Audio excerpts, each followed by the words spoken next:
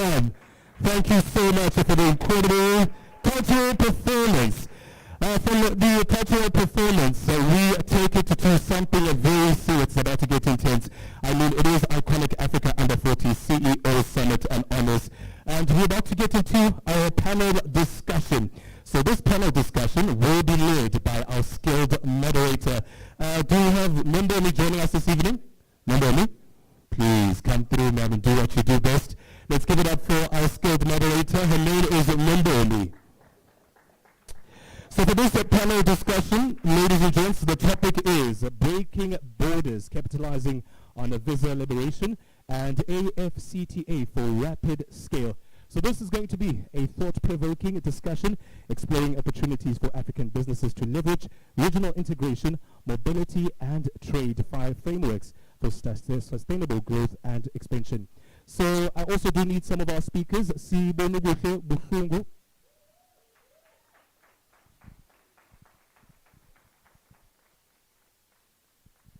Joining her on stage will be Tato Mosikare.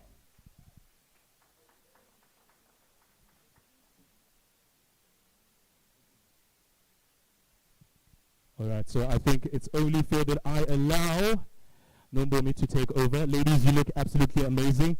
I hope that this one is going to be a powerful one, a one to remember. Nombomi, over to you.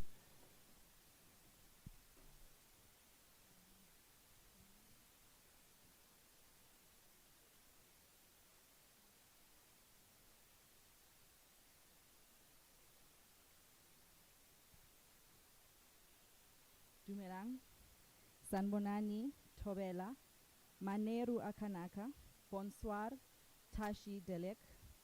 To our esteemed delegates, dignitaries, business leaders, innovators, entrepreneurs, policymakers, and guests joining us from across the continent and around the globe, welcome. My name is Ambassador Dr. Nombomi Chongweni, Dingumampinga, Umawawa, Mbolokoshe, Usenza, Uchizo, Mdomtwana. I have the rare privilege tonight of moderating our panel discussion, and if you give me a moment, I will reach for the names of our panelists that are to join us on stage, please. So already on stage we have Usibono Buhlungu, and I'm sorry if I'm butchering anyone's names this evening. Up next we have Dr. Zorodzai Maroveke. A round of applause, please, ladies and gentlemen. And lastly, we also have Master Coach Wesley, who will be joining us on stage. And if you can start making his way to the front, please.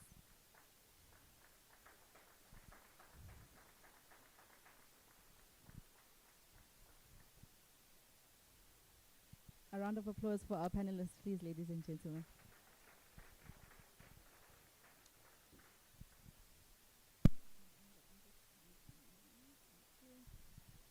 Now, visa liberalization and the African Continental Free Trade Area represent two of the most transformative opportunities for Africa in history.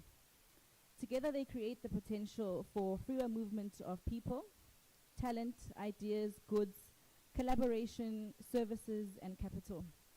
Today, we get to explore with our African leaders, our industry leaders, pioneers, the opportunities on how we can capitalize to achieve rapid scale and continental impact. And as I take my seat, I will ask our panelists just to prepare 1 minute each introduction, as well as an opportunity that you feel that the African continent is currently underutilizing. Thank you, ladies and gentlemen.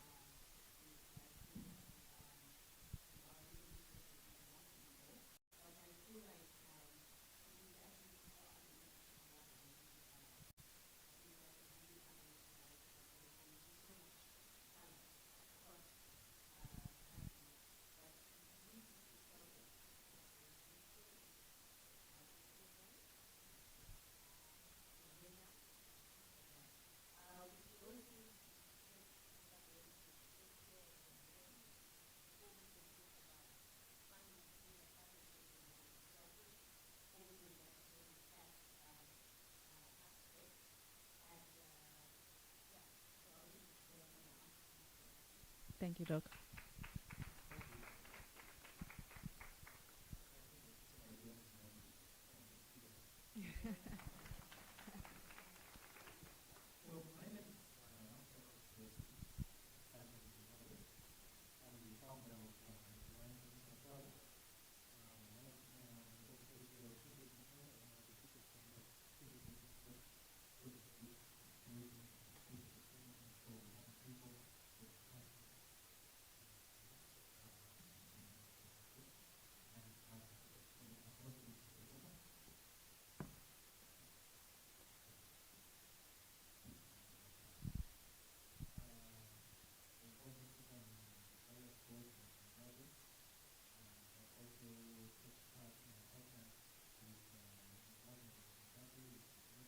Wildlife, I'm into conservation. So when I hear this phrase of breaking borders, just 2 days ago I was in Chiredzi where the Great Transfrontier Park, where there's Kruger National Park, then there is other national parks in Zimbabwe and in Mozambique as well. The animals, they move freely and they are happy.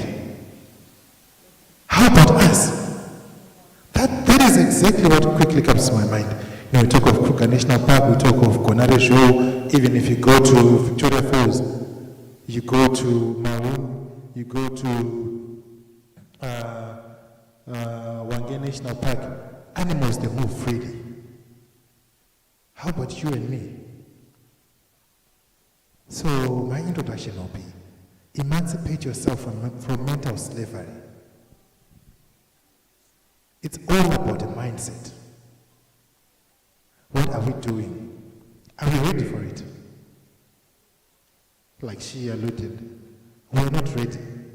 If the animals are ready, how about us as human beings? Are we now at the bottom of the food chain? We are the creators of all this havoc. What are we doing? Thank you. Thank you, Master Coach Wesley. And so we're going to dive right into it, with my first question being directed to all our panelists. When you hear the phrase breaking borders, what does it mean beyond geography, and what opportunities does a more integrated Africa look like?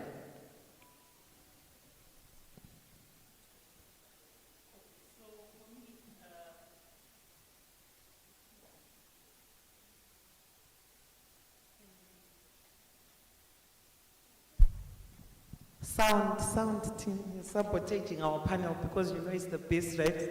Okay, so for me, when we talk about breaking borders, like what Coach Wesley has rightfully said, it goes beyond geography. It speaks to the mindset, it speaks to the issues of culture, it speaks to innovation, it speaks to collaboration, just like Dr. Zoro has also said, because there are these barriers that are beyond geography. When you talk of issues of culture, and also it limits even the collectiveness of Africa as a whole. And so you are then limited to a certain way where you are supposed to expand. So it's also even in the mindset, like is also already said, that you are breaking them, but then already in your mind you're telling yourself that no, this is not for us, the black people. This is for this kind of religion. And within Africa, there are different religions. But then you find that there are certain things that are limited to this type of the religion, to this type of tribe. No, she's Ndebele, no, she's Shona, no, she's Zulu. She can't have this, she can't have that. But it's already, and people have already put it in their minds. I've seen in the NGO sector, when there are certain calls for proposals that are made, some cultures automatically pull back and say, no, this is not for us, this is not for us. But when we deal with issues with an open mindset, to say it's for all of us, because we are all human beings at the end of the day. If animals can cross borders without looking at, this is a leopard, this is a hyena, but they are moving because they want to cross from one point to the other. Thank you. Thank you, Madam Sibo. I think for me, the issue of a borderless Africa, I think if we are to work with what we have, because as earlier Dr. Vivian articulated it very well, we have a serious problem. And for us to sit in this room and try to decode how we can move forward without the policymakers, without the politicians in the room, these are critical stakeholders because we are in this problem because this thing has gone on and on and on for years. I believe that if we are to work with what's already there, we should start embracing the idea that borders are for security, not economic isolation. And yes, the movement of people across our continent is very critical, especially for the sharing of talent. Because sometimes you find that we are importing an expert from Netherlands, but actually in Kenya and Rwanda, they are equally qualified people, but we just don't have that trust. And it's been indoctrinated in us because of these systems. So for us to sit and ponder on this matter without the right people in the room to say, are they willing? We've heard about the Africa Free Trade, continental, AfTA, okay. For a long time now, but where I sit, I'm not very confident that the implementation has even begun. So it's two things. How are we going to benefit from the Africa Free Trade Agreement, a continental agreement? And how are we going to have a borderless Africa? But the question is, are the people responsible for making these decisions understanding what we may convince each other today in the room? So I'll leave it here as a food for thought for now. Thank you, Doc, for that. So personally, when I hear of breaking borders, I think of something much bigger. It's no longer a physical boundary anymore. It means breaking mental boundaries as well. Economic, cultural, and institutional boundaries that limit what Africans believe is possible. So this is one of the biggest topics and the most difficult topic that requires all of us to subscribe to. You know, we talk of 54 out of 55 countries signing the agreement, and implementation is on 0. This agreement was signed a long time ago. You know, I don't blame Eritrea for not signing the agreement. Maybe they are not yet ready. We signed and we're not ready as well. So this goes a long way. Like what my sister said here, that are you ready to make sure that you are your brother's keeper? We always say, Ubuntu, Unu. We are. I am because you are, right? That's what we are preaching every day. But what is happening? Look, some people are not here. For what reason? What is happening in our African countries? We continue to fight one another and praise the Europeans. Imagine, I'm even addressing you in English.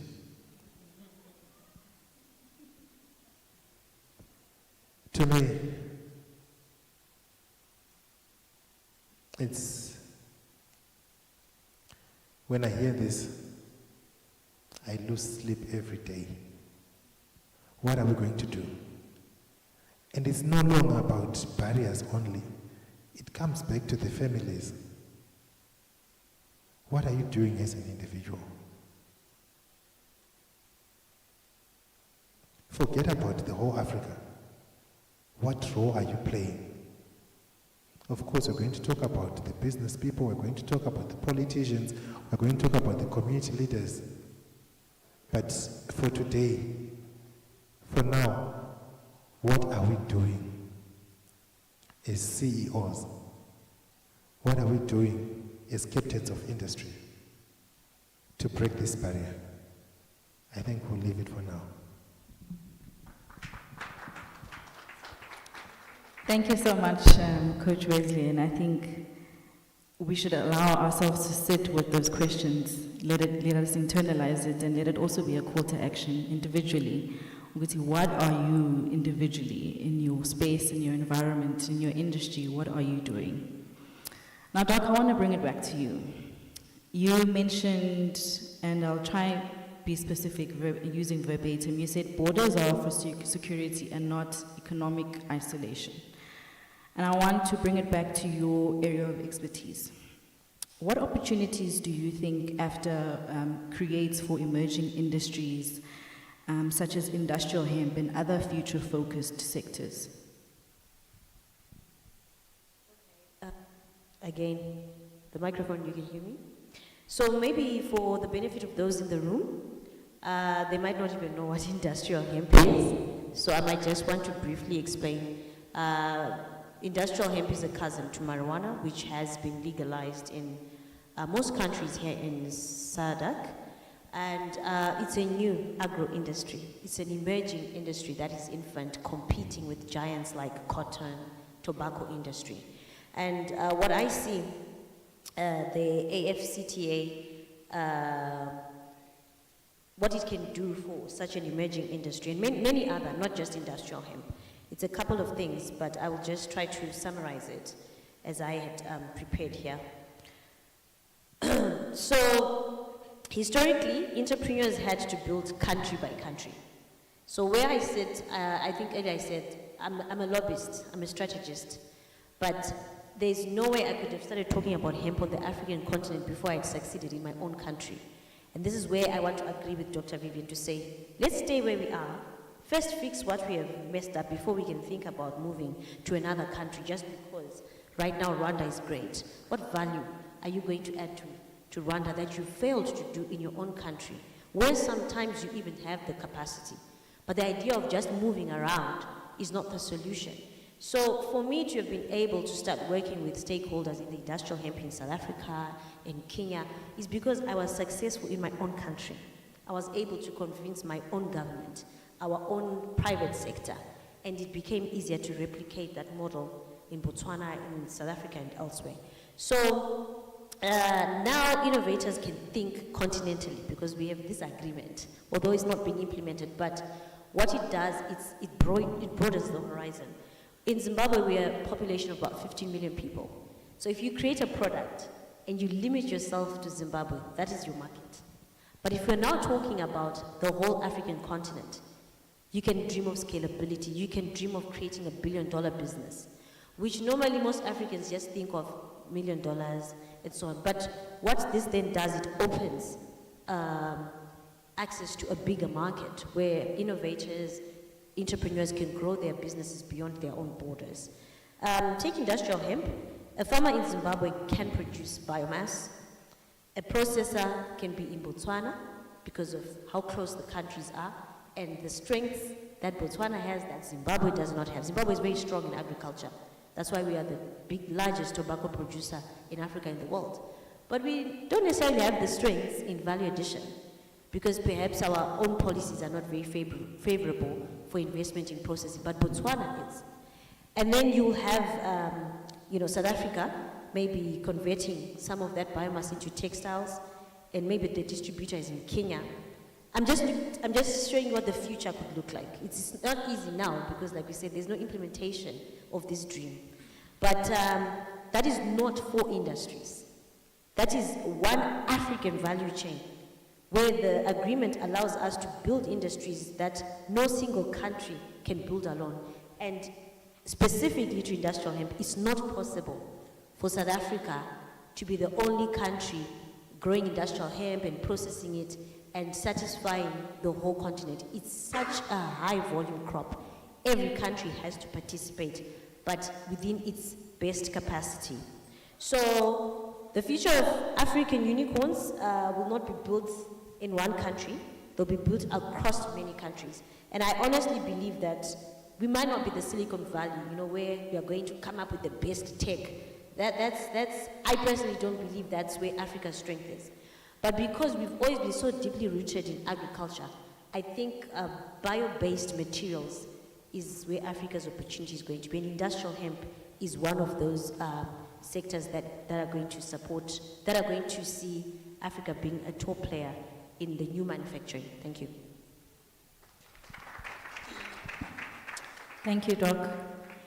Now, Master Coach, I want to bring it back to you.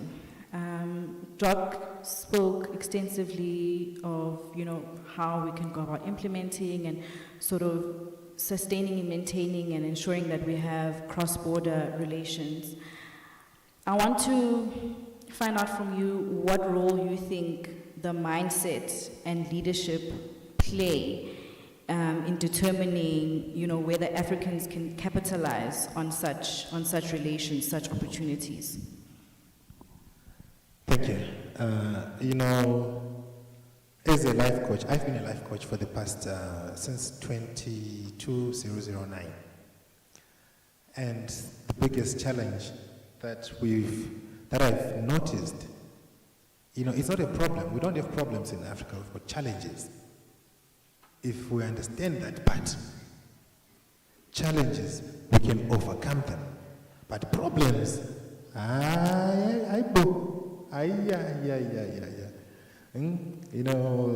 in our language, these are just things. I'm sure you get it when you get home, okay? So, mindset and leadership are often the deciding factors between opportunity and impact. Right? Are you following? We've got, like what Doc said, some of the opportunities can exist on paper. Right? Through trade, linking, on YouTube, on internet, like right now, I'm sure thousands of people are watching us from all over the world. That is through paper, right? These are the opportunities that we get. But now, if we are to translate now from opportunities to mindset, sorry, just a second.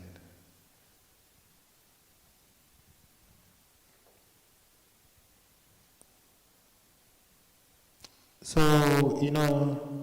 while I'm finding my notes, one of the greatest things that I always teach people is, the language that you speak is very important. The language that you speak to yourself. What my sister said. In the beginning, these settlers, they came to divide us, to change the way we see things. They colonized our minds. That's why I always say, guys, your best phrase should be emancipate yourself from mental slavery. Only you can serve yourself. No one, only Africa can serve ourselves, right? So, it comes down to language. What are you talking about? I always tell people that there's this deficit kind of language. In Zimbabwe we say, shaka praise, my one. Meaning things are tight. I don't think I'll get up. So this is the language that you are telling yourself every day. And you cannot expect a better result when you tell yourself this every day. Some Christians in here, they will agree with me that, the Bible says out of the abundance of the heart, the mouth speaks, right? And not only that, it also says that, as a man thinketh, so is he, right? Oh, come on. There's too much jealousy here, coaches. Say it again. Right. So I'm saying, as a man thinketh, so is he. So, as Africans, as CEOs, what are we thinking? What are we telling ourselves every day? Are we going to be united? So, the role of a mindset, it's all about how we perceive things. I talk about someone creating